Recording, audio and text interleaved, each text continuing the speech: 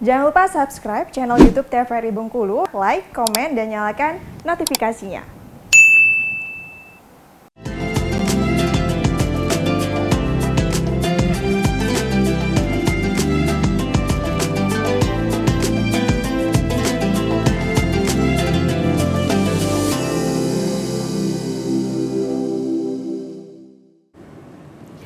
Oke, baik pemirsa, terima kasih Anda masih menyaksikan Mutiara Ramadan dan masih membahas mengenai membangun ukhuwah Islamiyah. Tentunya masih bersama dengan Ustadz Agus Aswandi, dan tadi juga kita masih mendengarkan tausiah dari Ustadz Agus dan kita minta dilanjutkan. Silakan lanjutkan, Ustadz. Terima kasih.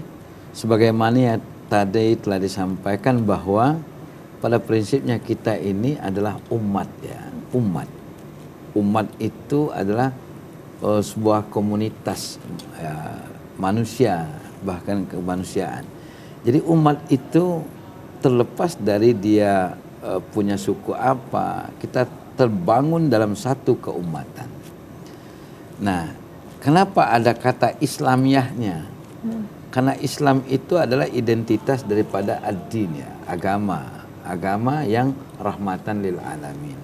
Nah, membangun umat ukhuwah Islamiyah itu dia harus baik untuk dirinya sendiri maupun untuk orang lain.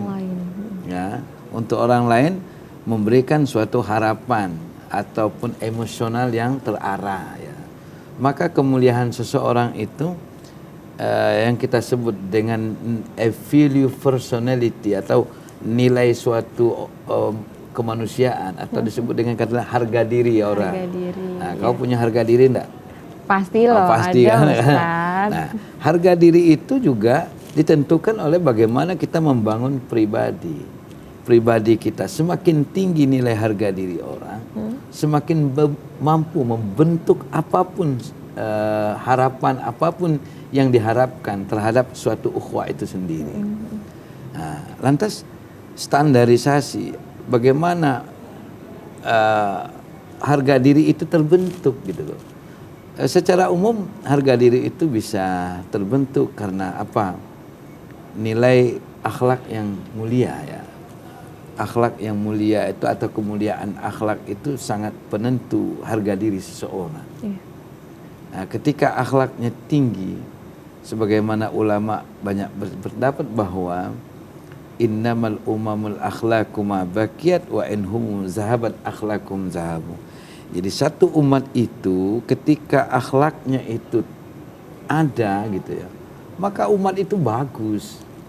Nah, wa inhum ketika akhlak itu sudah sirna, gak ada lagi, mulai dari pribadi kita sampai ke pribadi umat ya. Kalau sudah gak ada akhlak, rusaklah umat itu. Celaka, Ustaz. Iya, celaka gitu. Kemudian yang kedua adalah harga diri terbentuk karena bukan akhlak saja. Dermawan, mampu merangkul, mampu peduli, mampu berbagi. Ya kan? Apa saja yang bisa kita bagi. Orang berorientasi berbagi itu karena harus punya harta. Ternyata enggak. Sebab berbagi itu tidak harus punya harta. Bisa berbagi dengan harta, bisa berbagi dengan ilmu, bisa berbagi dengan tenaga ya, bisa berbagi dengan doa gitu. Bahkan apa saja bisa bagi. Bahkan yang paling gampang dibagi itu senyum. Senyum. Ya kan? Nah, kalau orang sudah bisa tersenyum, berbagi dengan senyum, pertanda dia sehat.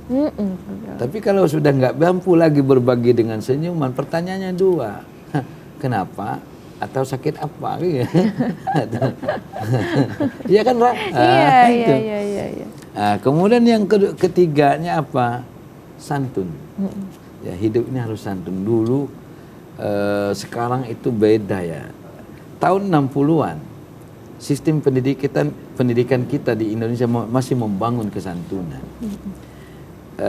Murid sangat santun dengan gurunya. Dulu kalau guru lewat muridnya nyumput dulu. Nggak berani, karena harus gurunya lewat. Iya. Bukan murid nggak berani sama guru, karena memang kita diajar santun, ya, punya adab terhadap orang yang lebih tua. Dan Islam mengajarkan kita begitu. Yang muda menghormati yang tua menyayangi yang muda. Kan begitu. Nah, yang keempat itu harga diri seseorang ditentukan oleh apa? Oleh keistiqomaan dalam beribadah sesuai dengan keyakinannya. Kalau Islam ya ibadah, sholat, ya kan? Apa yang diperintahkan oleh Allah, sholat, puasa, zakat, istiqomah saja. Kenapa? Kita kan tidak dituntut loh. Sholat kita itu, kita suruh sholat, nggak dituntut harus jadi nabi dulu. Tidak dituntut harus jadi rasul dulu. Kamu harus bersolat kalau udah kamu jadi rasul. Enggak. Yang Tuhan tuntut itu kita beribadahlah. Pertama, ikhlas. Yang kedua, semampumu. Tidak harus jadi nabi.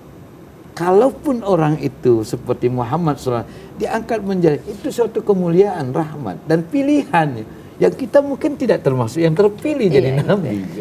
Cuman jangan pula berharap harus jadi nabi. Beribadahlah dengan cara yang terbaik, dengan ikhlas yang terikhlas, dengan khusyuk yang memang paling khusyuk. Karena itulah yang terbaik. Nah, jadi sholat itu kita istiqomah, ya. Maka disinilah penentu harga diri. Kalau harga diri seseorang, maka 4 kategori membangun ukhuwah tadi gampang terbentuk. Ukhuwah terhadap Tuhan, hubungan kita terhadap Allah, ya, vertikal, hubungan kita terhadap sesama manusia, hubungan kita terhadap negara. Kita sebagai bangsa, warga negara, ya patuh kepada negara.